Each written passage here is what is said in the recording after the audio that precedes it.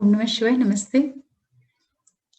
आज मैं आप लोगों के साथ मैरिज से रिलेटेड कुछ बातें करना चाह रही हूँ, क्योंकि मोस्टली जो हॉरोस्कोप आते हैं और मैं देख रही हूँ कि मैरिज को लेकर के बहुत ज़्यादा इश्यूज़ रहते हैं, स्पेशली पेरेंट्स के बहुत ज़्यादा क्वेश्चंस रहते हैं, डिलेड मैरिज को लेके, मैरिज बहुत लेट होती है। तो ये कौन से कॉम्बिनेशंस होते हैं, ऐसे क्या योग होते हैं कि किसी भी जातक के लाइफ में जो विवाह है या तो उसमें बहुत ज़्यादा बाधाएँ आती हैं, बात चल के तय नहीं हो पाती। उसमें क्यों इस तरीके की प्रॉब्लम्स देखने को मिलती हैं, तो मैं एक हॉरोस्कोप के साथ में आप लोगों के साथ में इसमें डिस्कशन करती हूँ। देखिए आपको भी कुछ चीज़ें से सीखने को और देखने को मिल सकती हैं।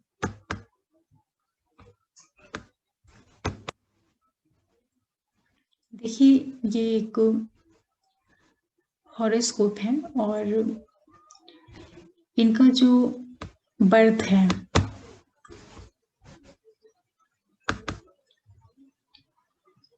इनका जन्म जो है 3 जून 1990 को हुआ था, 3 जून 1990 को, और सासाराम में हुआ था, सासाराम बिहार में। तो चलिए इनके प्लैनेट्स को देखते हैं। इनकी देखिए हॉरोस्कोप जो है सिंह लगन की है और राशि इनकी चंद्रमा है। ये लगभग 30 साल की हो चुकी हैं और इनका 31 रन कर रहा है। तो यहाँ पे क्या दिख रहा है कि मैरिज में क्यों इतनी डिले हो रही है? आप ये देख पा रहे हैं। देखिए आपको पता है कि विवाह के लिए हम लोग सबसे पहले 7वें भाव को ही देखते हैं कि 7वें भाव की क्या स्थिति है, वहां पे कौन सी राशि बैठी हुई है, कौन से वहां पे ग्रह बैठे हैं और कौन से ग्रह उनको देख रहे हैं। ऐसे 3 चीजों को मेनली लेकर के चलते हैं। तो इनकी जो हॉरोस्कोप है यहाँ पे आप देखिए, आपको इनका जो 7वां भाव है, इसका जो लॉर्ड है शनि है, और ये देखिए अपने से 12th हाउस में आके बैठा हुआ है मकर राशि में, वो भी वक्री स्थिति में है और राहु के साथ में बैठा है। तो 7th लॉर्ड जो है कहीं ना कहीं पीड़ित हो गया, परिणाम देने में सक्षम नहीं है। और एक चीज आप और भी देखिए कि ये मांगलिक हॉरोस्कोप है। यहाँ पे मंगल जो है अष्टम भाव में बैठा हुआ है, हालांकि मीन राशि में है, और ये मंगल भावचलित कुंडली में आप देख रहे हैं 7th हाउस में आ गया। और सैटर्न जो लगन कुंडली में आप देख रहे हैं लग्न स्पष्ट में 7वें का लॉर्ड जो 6ठे भाव में गया हुआ है अपने से 12वें भाव में, ये भावचलित कुंडली में 5म भाव में खिसक गया राहु के साथ में। तो अगर आप इसको परिणाम की दृष्टि से भी देखें तो बहुत अच्छा योग नहीं दिख रहा है। हालांकि गुरु इस कुंडली में देखा जाए लग्न कुंडली में, तो गुरु एकादश भाव में बैठ करके और 9वें दृष्टि से 7वें भाव को देख रहा है। लेकिन ये गुरु भी आप देखिए कि मिथुन राशि का गुरु है।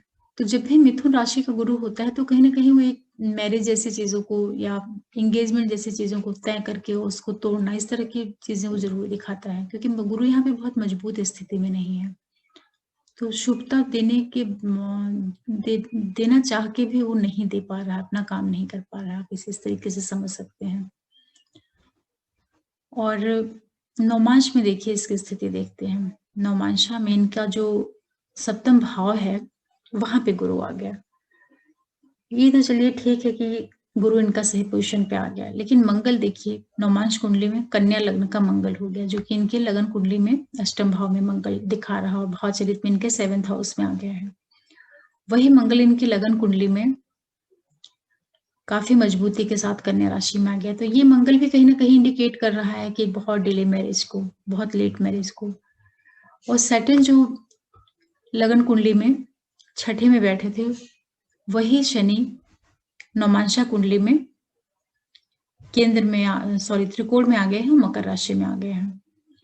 तो यहाँ पे थोड़ा सा आप देखिए कि सैटर्न की जो स्थिति है इम्प्रूव हुई है, लेकिन इनकी विवाह का जो सुख देखना है वो आप नौमांश कुंडली के 4थे भाव से देखेंगे तो 4थे भाव में केतु बैठा हुआ है और इसको 2 क्रूर प्लैनेट सूर्य और राहु 10th हाउस में बैठ करके अपनी 7वीं दृष्टि से देख रहे हैं।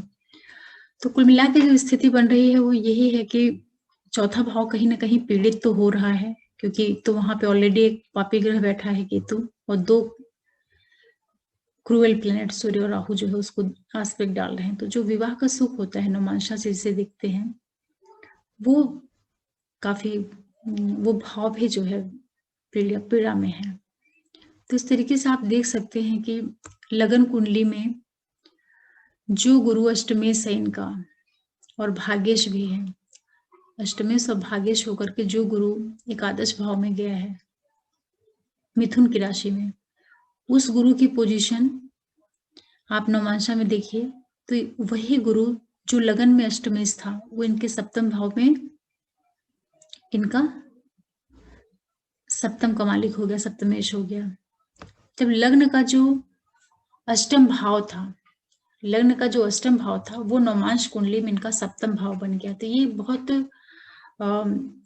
क्रिटिकल स्टेट है, बहुत अच्छी स्थिति नहीं है, क्योंकि कुछ नियम होते हैं कि जब भी आपके लगन कुंडली का 6, 8 और 12 भाव जब आपके नौमांश कुंडली में भी कहीं लगन के रूप में आ जाए या सप्तम हाउस के रूप में आ जाए, तो वो तकलीफ देता है विवाह में। तो इनका मैरिज जो है अभी तक कहीं सेटल नहीं हुई हो, जहाँ भी बात चलती है तो चल करके टूट जाती है, कहीं पे भी फाइनल नहीं हो पा रहा है। 30 ईयर इनकी कंप्लीट हो गए हैं और इनकी 31वां साल इनका शुरू हो गया है जून से।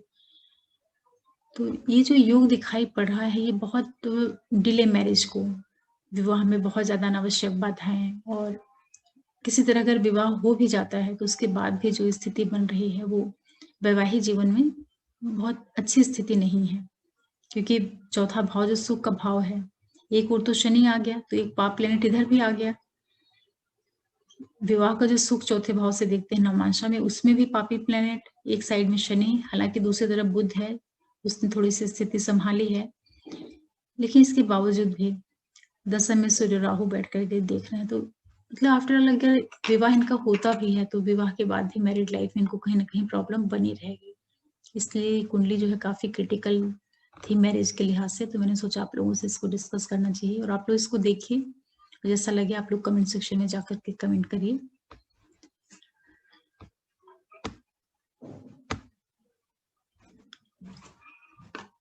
ये कुंडली एक लड़की की थी और उनके पेरेंट्स काफी रिश्ते देख रहे हैं, लेकिन कहीं पे भी फाइनल नहीं हो पा रही है। तो मैंने सोचा आप लोगों के साथ इसको डिस्कस करूं, कैसे कौन से योग होते हैं कि विवाह इतना लेट हो जाता है। तो काफी कॉम्प्लिकेटेड कुंडली है ये, और मैंने देखा है कि जब भी सप्तमेश लगन कुंडली में छठे भाव में चला जाए, 7th का लॉर्ड होकर के जब भी वो छठे में जाता है तो विवाह को जरूर लेट करता है, और स्पेशली तब जब वो क्रूर प्लेनेट भी हो जाए और सप्तम भाव कहीं पाप ग्रह से पीड़ित हो जाए, चाहे उसमें कोई पाप ग्रह बैठ जाए या कोई पापी ग्रह के उसके ऊपर एस्पेक्ट आ जाए। तो जब 7वां भाव कहीं एंगल से डिस्टर्ब होता है तो वो मैरिज को डिले करता है। और गुरु जो कि विवाह के कारक माने जाते हैं, तो गुरु भी जब भी मिथुन राशि में ड्यूअल साइन में जाते हैं तो वो भी विवाह को बाधा, कहीं ना कहीं वो बाधा देते हैं। एक मैरिज या एक बात चल के तो टूटती ही है।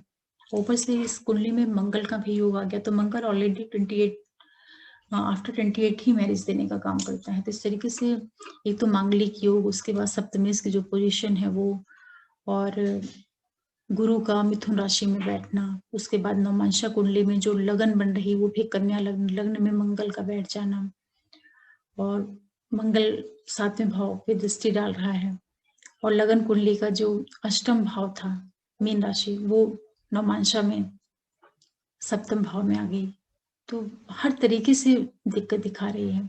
उसके बाद नवमांशा का चतुर्थ भाव पीड़ित होना, केतु बैठना, पापी ग्रह, सूर्य और राहु का एस्पेक्ट, और एक शनि का होना। तो बहुत ये कुंडली काफी क्रिटिकल है। जब इसकी कहीं मैरिज हुएगी तो मैं आगे इसके बारे में फिर आप लोगों को बताऊंगी।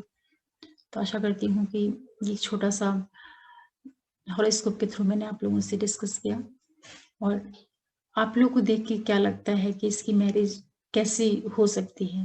मेरे एनालिसिस के थ्रू तो मैरिज में भी प्रॉब्लम है, और मैरिज हो भी जाती है तो बाद में जो इनकी मैरिटल लाइफ रहेगी उसमें भी बराबर प्रॉब्लम्स बने ही रहेंगे। एक जो पूरा सुख होता है विवाह का, उसमें कहीं ना कहीं दिक्कत दिख रही है, और अधिक दिक्कत दिख रही है। आगे मैं आप लोगों के साथ में फिर कुछ लेके आऊंगी इसी तरीके से एनालिसिस। और अगर आप लोग पहली बार देख रहे हैं मेरा वीडियो और आपको अच्छा लग रहा हो, कुछ जानकारी मिल रही हो, तो आप हमारे चैनल को सब्सक्राइब कर सकते हैं, लाइक कर सकते हैं, शेयर कर सकते हैं, और बेल आइकन को जरूर प्रेस करके रखिए, जिससे मैं कोई भी नया वीडियो डालूं तो नोटिफिकेशन आप लोगों को मिले। आगे फिर कुछ लेके आते हैं एस्ट्रोलॉजी से रिलेटेड। तब तक के लिए ओम नमः शिवाय, नमस्ते।